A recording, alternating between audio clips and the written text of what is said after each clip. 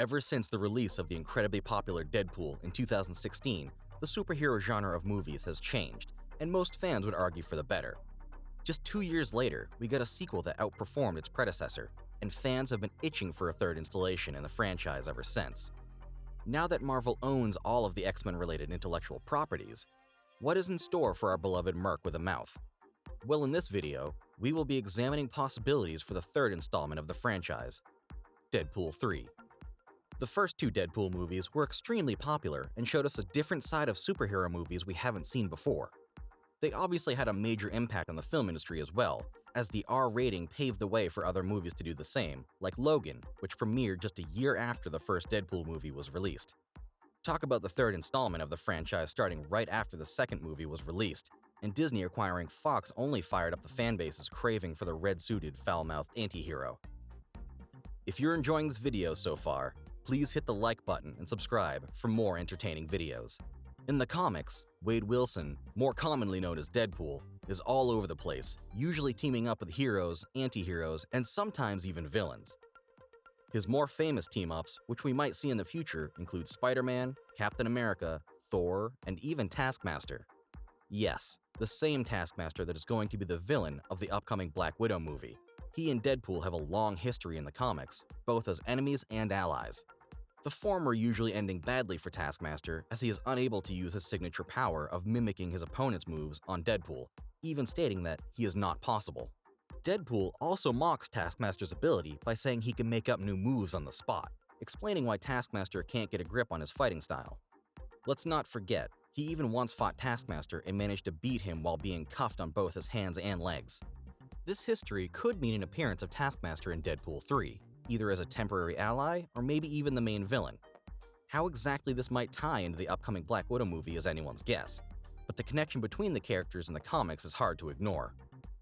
While we're on the topic of villains, another possibility is none other than Dr. Nathaniel Essex, more famously known as Mr. Sinister to plenty of comic fans.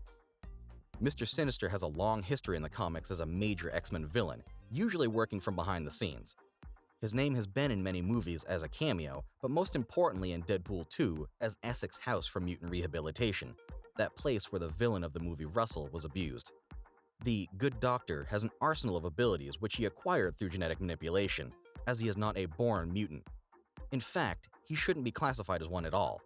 He has a long list of powers, including complete control over his body's molecules, allowing him to shapeshift into other people and even other states of matter like liquid.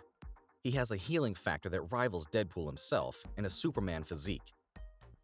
On top of that, he has high-level telepathic and telekinetic abilities, and those are just some of the powers in his possession. You can see just from this short overview why he'd be a challenge for Wade, but on top of that, he'd make an amazing villain because of his connection to the rest of the mutant world, meaning that Marvel could use him to tie most of their Fox IPs together cohesively. Jumping away from possible enemies, let's talk about possible good guys in the sequel.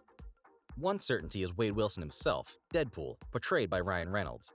We're willing to bet that the time travel shenanigans at the end of Deadpool 2 might be a plot point more than a joke, which means that we'll most likely be seeing the now, maybe, but not really dead love interest Vanessa as well, portrayed by Morena Baccarin.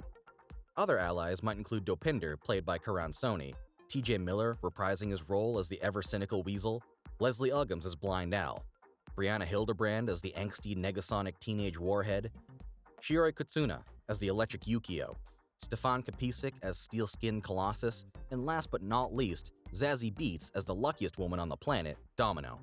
This movie would also probably be the MCU's first R-rated movie, bringing in an entirely new perspective on the so far downplayed violence from some of the comics. That is, unless Disney decides to drop that side of the Deadpool movies and stick to a more family-friendly approach. Although Kevin Feige himself said that there's no question that Deadpool is working, so why would we change it? Now, we've been talking about how Deadpool 3 might look like, but we haven't even mentioned the implication this has in the MCU as a whole.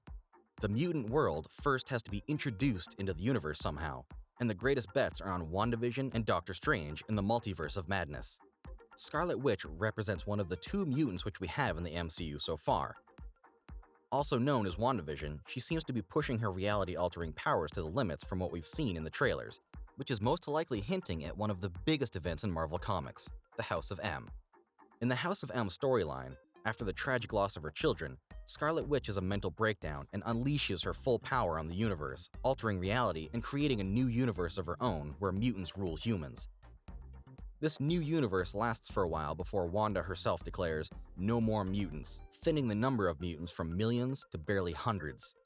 The MCU could easily use this plot in WandaVision and resolve completely in Doctor Strange in the Multiverse of Madness, doing a reverse of her sentence in the comics, making mutants fill up the world and become known to the general public. Now that we have covered the movie and its implications on the MCU, how would the characters brought in by this movie fare in the Marvel Cinematic Universe? Even with all the backing of the fans, how would an MCU Deadpool compare to the big hitters like Iron Man and Captain America?